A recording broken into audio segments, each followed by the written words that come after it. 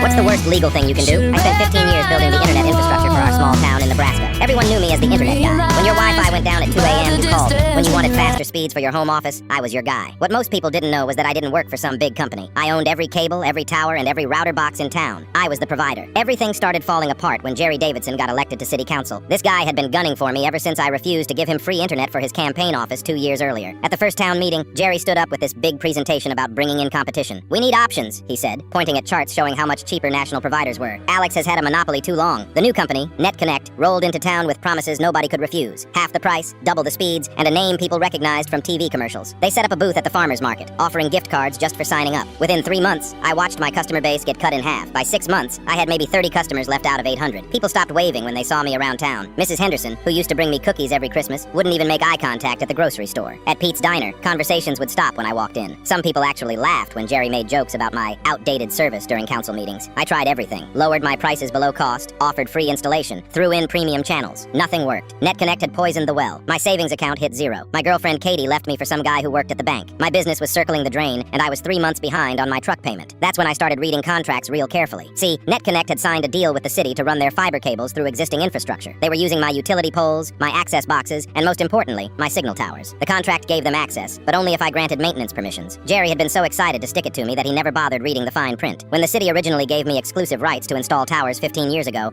I wrote a clause that let me shut down signal access with 60 days notice. Back then, it seemed like a smart way to protect my investment. Now, it was my nuclear option. I spent 3 nights going through every page of every contract. NetConnect's infrastructure piggybacked completely on my original network backbone. They never laid fresh lines because it would have cost millions. They just plugged into what I'd already built and called it an upgrade. On a Tuesday morning, I walked into City Hall and filed my 60-day notice to terminate signal access. Jerry was there picking up some paperwork and saw me at the counter. He asked what I was doing with a smug grin on his face. "Just some routine maintenance paperwork," I told him. NetConnect's lawyers showed up exactly 1 week later. 3 guys in expensive suits demanding to see my contracts. They spent 2 hours in the city attorney's office going through everything with magnifying glasses. The contracts were bulletproof. The towers were mine. The only way around it was to build entirely new infrastructure, which would take 8 months and cost about $4 million.